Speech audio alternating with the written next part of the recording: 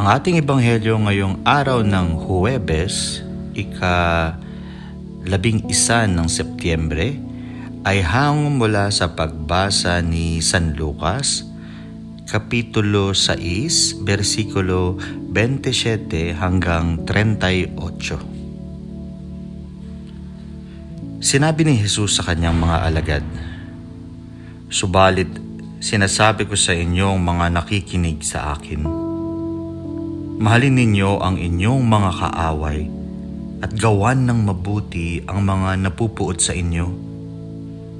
Pagpalain ninyo ang sumusumpa sa inyo at ipanalangin ang mga nang-aapi sa inyo. Kapag sinampal ka sa iyong pisngi, iharap mo rin ang kabila. Kapag inagaw ang iyong balabal, huwag mong ipagkait ang iyong damit.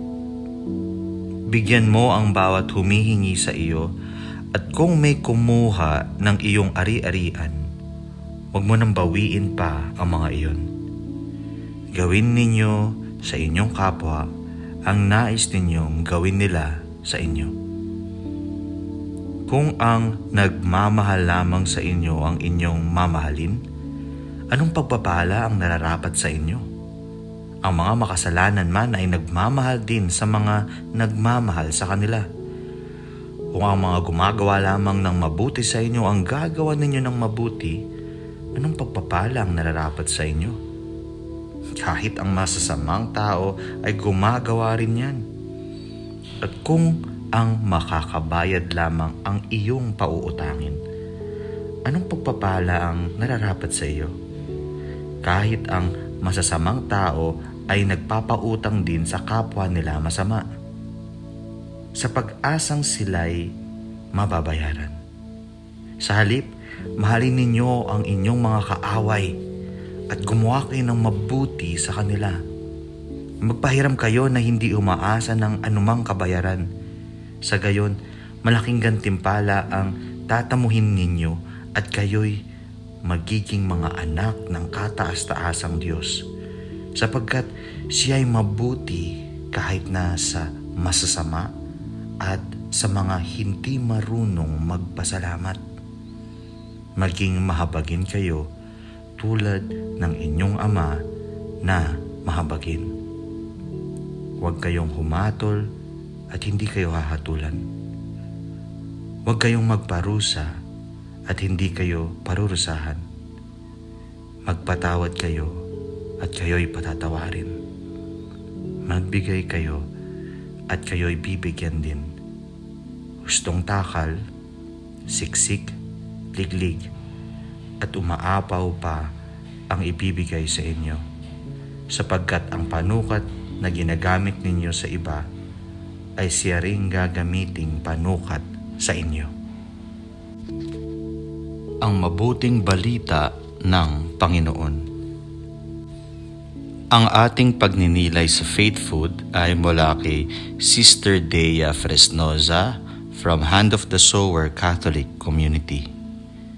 Hanggang saan aabutin ang 20 petot mo? Nung bata pa kami, mahal ang 20. Nung grade 1 ako, 5-day allowance ko na yan. May snacks ka na din dun. Pero ngayon, naiintindihan ko na bakit pag sinabing 20 petot na lang ang tawag o ang pronunciation na kasunod.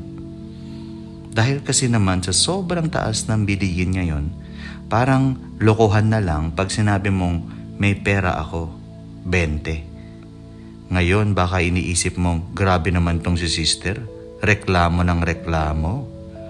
Kasi ang gusto kong ipunto at pag-usapan ay ang expectation. Lalo't higit ang expectation ng isang tao pagdating sa pagbibigay at kung siya ang nagbibigay. Pag ikaw ang nagbigay ng 20, madalas hindi mo na inaasahan na babalik sa iyo yun. Malinaw na bigay. Thank you, in short. Although minsan, may marinig ka sa pinagbigyan mo na, ay, 20 lang. Ang malala nun, nasasaktan ka sa 20. Paalala, huwag patola.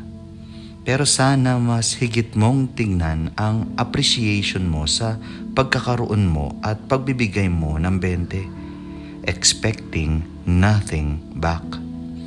Lahat ng ibibigay o isishare mo, oras, gamit, effort, pera, pag-ibig, itrato mong parang 20 pesos. Na hindi naman sa dinedevalue mo ang kaya mong ibigay, pero ang importante, ibigay mo ng may gaan sa loob. Yung may halong galak sa puso, gaya ng walang sawang pagbibigay ng Diyos sa iyo. Expect nothing back.